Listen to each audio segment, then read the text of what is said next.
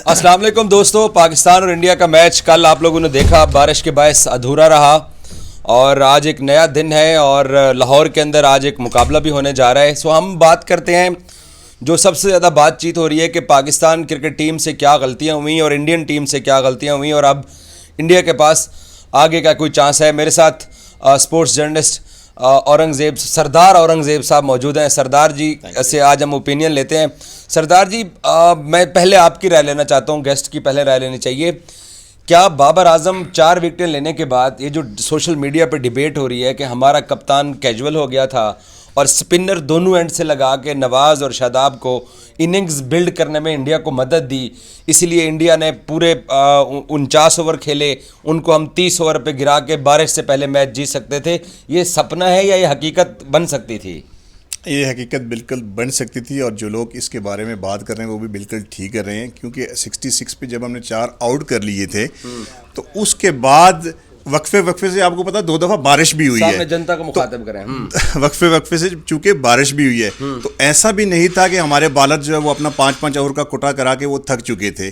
तो वहाँ पे हमने स्पिनर डाल दिए, पहले शादाब डाल दिए, फिर नवाज डाल दिया और फिर सबसे बड़ी जो बात थी वो हमारे फील्डर थे। जैसे हमने मिसफील्ड किया, हमने 3-4 चौके हमारे मिसफील्ड की वजह से चले गए थे। वहाँ से जो मोमेंटम शिफ्ट हुआ वो नवाज आ गए, फिर शादाब आ गए और वहाँ से फिर एक पार्टनरशिप जो बिल्ड हुई, वहाँ से वो इंडिया जो कंफर्ट जोन में चला गया।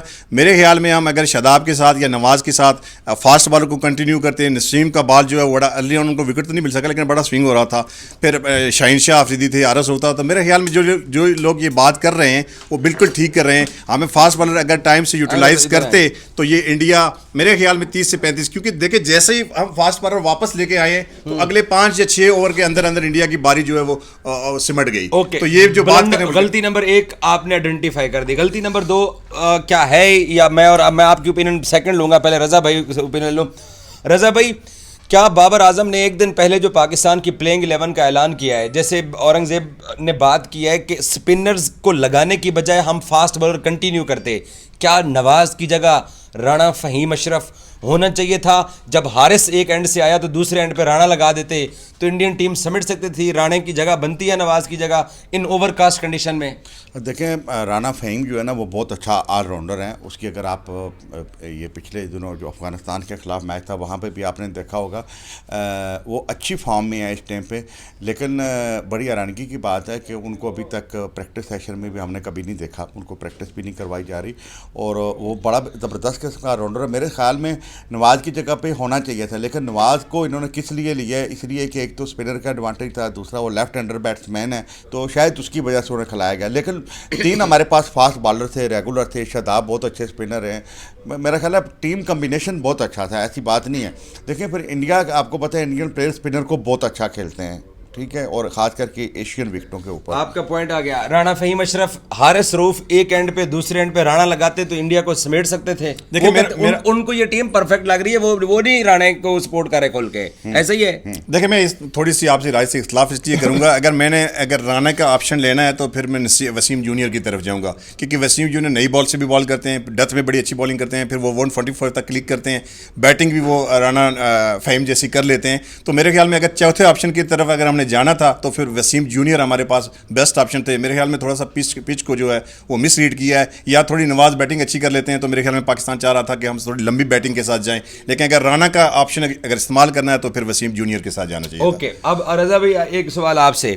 इंडिया के अंदर रोहित पे तनकीद हो रही है कि पता है आपको कि पाकिस्तान फास्ट बॉलर की सरजमीन है और वो आपको टांगों के अंदर बाल जो है ना, जब वो पंजाबी कहते हैं वाड़ते हैं तो फिर वड़ जाती है, ठीक है, आप भी बढ़ जाते हैं। रोहित ने टॉस जीत के दलेराना फैसला किया, या रोहित क्या सोच रहा था कि उसने पहले बैटिंग पे चला गया? वो देखिए मेरा ख्याल है कि बाबर आजम टॉस जीता तो आपका क्या ख्याल है, वो उनको दावा दे देता? फैसला तो उसका सही था, ऐसा नहीं है कि उसका फैसला गलत था। देखो ना बैटिंग रेनी वेदर के अंदर रजा भाई बैटिंग हमेशा फास्ट बॉलर तंग नहीं करते और इंडिया तंग हुआ भी है। देखिए मेरी बात सुने, देखिए बात यह है कि इंडिया ठीक खेल गया था और उसका एडवांटेज सेकंड इनिंग्स में उनको मिलना था, उनको मिलना था सेकंड इनिंग्स में बॉलिंग में, ठीक है, उनको मिलना था। अगर मेरे हिसाब से ठीक फैसला था, मैं सिर्फ इतना कहूँगा। आपको लगता है रोहित पे जो तनकीद हो रही है? मुझे लगता है कि रोहित ने बड़ा दिलाना फैसला किया है कि टॉस अगर बाबर आजम जीते तो हो सकता है वो बॉलिंग की तरफ जाता है, क्योंकि आपको जैसे पता है कि बारिश थी, ओवरकास्ट कंडीशन थी, फिर टारगेट एक सेट हो जाता है, बोर्ड पे आपका होता है, फिर वक्फे वक्फे से बारिश ओवर रिड्यूस होते हैं।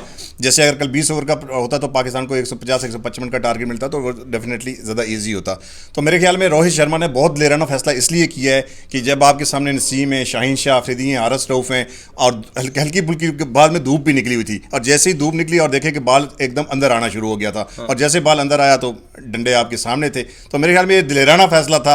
या तो बहुत ज़्यादा जो बात की जा रही थी रोहित पे, उन पे प्रेशर भी बहुत था, टीम उनकी सेटल नहीं थी, ओपनर उनको पता नहीं था हमारे साथ कौन आ रहे हैं, नंबर 3 पे कौन खेलेगा, नंबर 3 पे तो हर विराट कोहली थे, 4 पे कौन खेलेगा। तो मेरे ख्याल में इंडियन टीम के लिए मुश्किलात बहुत ज़्यादा थी, उनके सोचने के जो सोचने के लिए बहुत ज़्यादा चीज़ें थी। तो इस बारे में शायद वो ज़्यादा मिसरीड कर गए इस पिच को और उन्होंने ये फैसला लिया, वरना जो हमारा पेस अटैक है उसके सामने बैटिंग करना ज़्यादा बड़ी मुश्किल बात है। रज़ा भाई आपसे आखिरी सवाल, अब उन्होंने हमारी बॉलिंग देख ली है, 72 पे हमने उनके 4 आउट कर दिए, किंग आउट कर दिया, प्रिंस आउट कर दिया, कप्तान आउट कर दिया, शेरिया रईस को हमने आउट कर दिया। अब मुझे ये बताएं, इंडिया हमारी बॉलिंग स्ट्रेंथ देख के चला गया बगैर हमारी बैटिंग जज किए और अपनी बॉलिंग जज किए। 10 सितंबर को कोलंबो के प्रेमदासा स्टेडियम के अंदर आप क्या टिप्पणी करेंगे? मुझे लग रहा है कि पाकिस्तानी टीम जो है ये सेम ही टीम जाएगी, मेरा ख्याल है कोई तब्दीली नहीं करेंगे। वो तो तब्दीली को छोड़ दें, मुकाबला नहीं है। और मुकाबले की जहाँ तक बात है कि उन्हें पता लग गया है, अगले मैच में वो ज़्यादा तैयारी के साथ आएंगे, ज़्यादा बेहतर तरीके से आएंगे, इनके वीडियो रिवाइंड करके वो सारा कुछ करके चेक करेंगे कि हमें कहाँ कहाँ पड़ी है। देखें, अगर सोशल मीडिया पर देखें जितनी उनकी हो रही है ना, जितनी इंडियन अवाम उनकी class, Indian journalist, Indian TV तजिया निगार, ख़ास करके रोहित शर्मा और विराट कोहली की, तो उसकी हालत आप देखें तो आपको पता, उनके फेस रीडिंग से पता चल रहा था उनके लिए आसान नहीं है। वो पहली दफ़ा हुआ है कि दुनिया के किसी बॉलर ने एक ही इनिंग्स में इन दोनों को आउट किया, आज तक ऐसा नहीं हुआ। दोनों बहुत बड़े प्लेयर हैं, लेकिन शाहीन अफरीदी भी किसी से कम तो नहीं है। और शाहीन अफरीदी की ये आप देखें कि पिछले अगर साल का रिकॉर्ड देख लें, शाहीन अफरीदी उस तरीके से रिद्दे में वापस नहीं आए थे जब वो अनफिट हुआ थे ऑस्ट्रेलिया में, उसके बाद से अभी तक दोबारा सेट नहीं हुए थे। लेकिन ये बड़े मैच में ये बड़ी बात होती है कि वो इस तरीके से 4 बेहतरीन किस्म के बैट्समैनों को, खास करके जो कोहली को मेरा पंजाबी, मैं मजीद क्लियर आपसे जवाब चाहता हूँ। आपका अच्छा तज्जिया है, इंडिया ने हमें देख लिया, आपने कहा वो बेहतर तैयारी के साथ आएंगे, तो क्या अब हम भी तो तैयारी, हमने भी तो उनको आजमा लिया, हमने अपने मिडिल ओवर्स के 18 ओवर के अंदर जो स्कोर खाया, हमें भी 138 की पार्टनरशिप महंगी पड़ी है। गेम जाएगी कहाँ पे? आप इतना मुश्किल सवाल करते हैं, मेरी बात सुने। देखिए, मैं समझता हूँ कि सबसे पहले पाकिस्तान को ये जो गैप ओवर में जो स्कोर पड़े हैं ना, इसके बारे में सोचना होगा। एक तो फील्डिंग में कमज़ोरियाँ थी हमारी, ये माननी पड़े, एक कैच भी ड्रॉप हुआ। तो मेरा ख्याल है कि उनको अगले मैच में कम से कम एक तब्दीली के साथ पाकिस्तानी टीम को आना चाहिए। मेरे ज़ाती वसीम जूनियर हमारे पास अच्छा ऑप्शन है, या फ़हीम अशरफ है, दोनों को किसी को भी खिलाएँ। तो 4 फास्ट बॉलर के साथ जब आप आएंगे तो आपकी ज़रा पोजीशन ही और होगी। लेकिन मेरा ख्याल है कि कोलंबो की पिच ऐसी नहीं है, वहाँ पे स्पिनर को भी फ़ायदा मिलेगा। भाई आपको लगता है कि अब सफलता हमें मिलेगी या वो कम बैक करेंगे? देखें, प्रेशर तो उन पर ज़्यादा है। आपने बात की कि वो ज़्यादा तैयारी करके आएंगे, तैयारी तो वो 2015 से करके आ रहे हैं। आपको पता है कि जब हमारे लेफ्ट आर्म 7 फुट के इरफान आए थे तो उन्होंने एक स्टूल रख के उसके ऊपर प्रैक्टिस शुरू कर दी थी। फिर आखिरी बायलैटरल सीरीज हमारी जब हुई, जुनेद खान के ख़िलाफ़ उन्होंने प्रैक्टिस की थी, तो जुनेद खान ने उनकी सारी विकेटें उड़ा दी थी, मेरे पहले 6 ओवर में मैच ख़त्म कर दिया था। फिर आप लेफ्ट आर्म मोहम्मद आमर की बात करें, चैम्पियन ट्रॉफी ले लें। अभी आपको पता है कि पंजाब किंग्स से उन्होंने लेफ्ट आर्म 6 फुट 4 इंच का एक बॉलर को बुला के कि ये शाहीन शाह और इनका कद जो है वो मैच करता है प्रैक्टिस की। तो ऐसा नहीं है कि वो प्रैक्टिस नहीं करते, वो प्रैक्टिस तो पिछले 10 साल से कर रहे हैं, लेकिन वो प्रैक्टिस कर रहे हैं 120 पे, 130 पे। लेकिन जब पाकिस्तानी 140 पे, 145 पे अंदर आता है तो वो प्रॉब्लम है। मतलब वो उनके पास बॉलर ही नहीं है, 140, 50, 45 वाले बॉलर ही नहीं है, वो प्रैक्टिस कहाँ करेंगे? वो उनको कैसे आइडिया होगा कि इतने तेज बातों में बोल तो दिया इनकी बात बिल्कुल सही। उसने कहा ना कि यार हमारे पास ये होते नेट में होते नहीं है, हम कैसे प्रैक्टिस करें। ये रंगदेव भाई की बात बिल्कुल ठीक है, उन्हें तजर्बा ही नहीं है, उन्हें पता ही नहीं है कितनी तेज गेंदों के साथ हमने खेलना। लेकिन प्रेस कॉन्फ्रेंस में बैठ के पब्लिक के सामने तो कहते हैं कि जी हम अपना एक्सपीरियंस यूटिलाइज करेंगे। नहीं, देखें, उन्होंने यही तो कहा है कि हमारे पास ये बॉलर तो नहीं है। हम प्रैक्टिस तो कर रहे हैं, लेकिन हम ये करेंगे कि जो मेरा 10 से 15 साल का तजर्बा है उसको यूटिलाइज करके टीम को फ्रंट से लीड करूंगा और कोशिश करूंगा कि हैंडल करूं। गेंद ते कल ओदे किथे कोशिश बढ़ गया पहाड़ी तजर्बा, किधर गया तजर्बा? और भाई कोशिश तो की पाकिस्तान है। के साथ मैच होता है ना तो वैसे ही बंदा आधा वैसे भी अर्थ हुआ यार रजा भाई की बातों से और मेरा दिल कह रहा है, मुझे लगता है कि हम कोलंबो में इनको गिरा देंगे। अब मुझे लगता है हम कोलंबो भी गिरा लेंगे और मुझे लगता है हम फाइनल में भी इनको गिरा देंगे। मेरी कोशिश है, पहले तो हम दुआ करें कि कल नेपाल से जीत जाएं ताकि ये हमारा टूर्नामेंट कल ही ना खत्म हो जाए, क्योंकि मुझे इंडिया शक है के लिए दुआ करें, इंडिया के जिस लिए। तरह नेपाल की टीम खेल रही है तो मुझे लगता है कि कल भी बड़ा कांटे बारिश का खेल मुकाबला, रही है। कल भी बड़ा कांटे का मुकाबला। छोटे ओवर्स का मैच हुआ तो इंडिया के लिए मसला बन जाएगा। मुझे तो बड़े ओवर में भी मसला लग रहा है, लेकिन चले दुआ करते हैं कि कल बारिश ना हो, इंडिया आगे पहुंचे ताकि हमारा टूर्नामेंट कल खत्म ना हो जाएगा। हम जीत रहे हैं, हम इंशाल्लाह जीत रहे हैं जी। हम ये भी नहीं भाई जीत रहे ये बल्कि टीम हम जो है ना बहुत अरसे के आखिरी- बाद एक मिनट, बहुत अरसे के बाद इतनी अच्छी टीम हमारी सेट हुई है।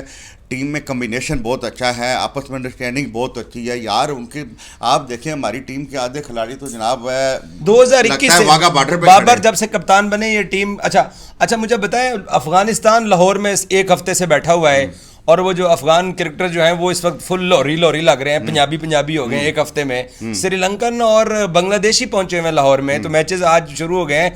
आप श्रीलंका आ गया एक मैच बांग्लादेश को हरा के, अफगान ऊपर आएंगे या बांग्लादेश ऊपर आएगा?